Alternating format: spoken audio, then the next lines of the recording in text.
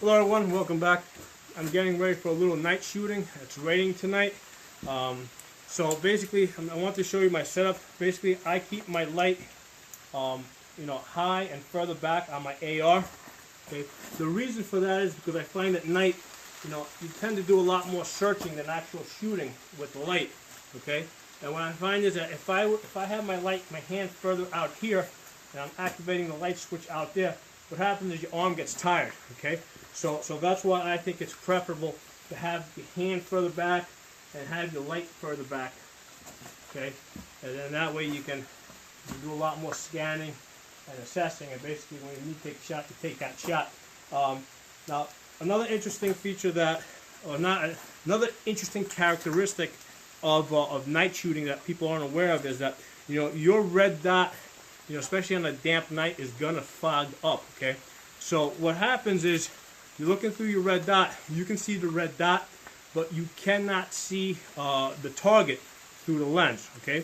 What happens is you keep both eyes open, and what happens if you're right eye dominant, okay, right eye sees the red dot, left eye sees the target, okay, and your brain basically matches the two up. Okay, so basically right eye sees the red dot and only the red dot, left eye sees the target, only the target, and then basically your brain magically puts the two together, and you do see your target with a red dot on it. So that's an interesting characteristic of the way your eyes work, that people, that unless you do night shooting under adverse conditions, under rain and snow and damp weather, you're not going to know about that. Okay, and also if you train in very dry places like Arizona or New Mexico, where you don't get that much rain, you may not be aware of that. Okay. Now another thing is that if your lens were to crack, right? If your red dot were to crack, maybe you can't see the target, but as long as you can see that red dot, the same deal. Basically, your brain is you'll see the target with your left eye, the right eye will see the red dot, and again, the brain will put the two together. So I just wanted to fill you guys in on that interesting little characteristic of nighttime shooting. It's just about dark now. We'll wait for it to get a little bit more darker, and then we'll go out and find some targets to shoot.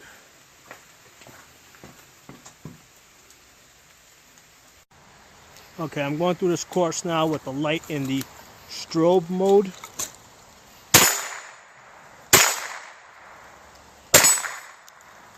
The benefit of the strobe mode is that basically it's harder for people to pin down your position. It's also very blinding.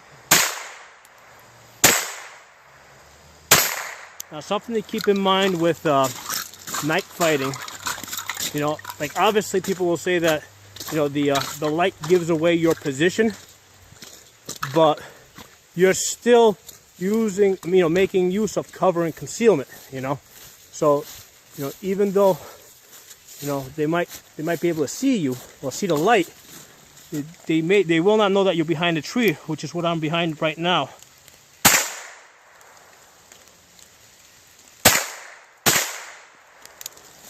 A couple of other factors is the smoke. Will definitely hinder your own vision, and that's where it definitely makes sense to use your left eye rather than trying to look through the lens and focus on the lens. Use your left eye and let the red dot, your right eye, pick up the red dot. You'll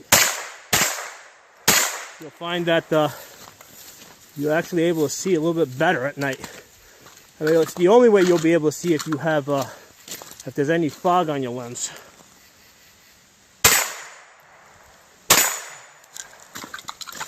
Like I said, make sure you're using cover and concealment, because they can see you. They say that they can see your light, but you know what? In the daytime they can see you anywhere, right? So unless you're using cover and concealment, you're dead meat. But anyway, that's today's video. Thanks for watching. Hello everyone. I wanted to add something to the video from before where I was doing the night shooting. If you noticed that as I was moving around, I ran into a couple of white tables, and for the split second that I had the light on them, they reflected it back to me, and it was almost blinding. And I know from experience that I'm going to immediately move the light away from that. So that's one of the things to be aware of with night shooting. Okay, if you shine the light, on anything that's white, it's going to reflect it back on you, and it's going to be blinding. Okay, so if you're aware, if you know your environment, like let's say you're moving around your house at night because let's say the power's off, basically you know where your mirrors are. You're not going to shine the light into places where you know the mirrors are. Likewise, if you're moving around outside, if like let's say your garage door, for example, is painted white, you're going to avoid pointing the light directly at your garage door. So basically, what you'll do is you'll learn to play the angles. You'll point the light at the ground, let's say in front of your garage door. So just something for you guys to be aware of, because you do want the brightest light that you can afford. You want as many looms as possible. But the brighter your light, the more it's going to reflect on you. So now basically you gotta know how to work that light. You gotta know where you're shining it. You gotta know where not to shine it, and you gotta know how to bounce the light around so that you can see without blinding yourself. So there's a little skill involved there, and that's one of the reasons why you gotta practice. You gotta practice at night under realistic conditions. But anyway, I'll see you guys next time.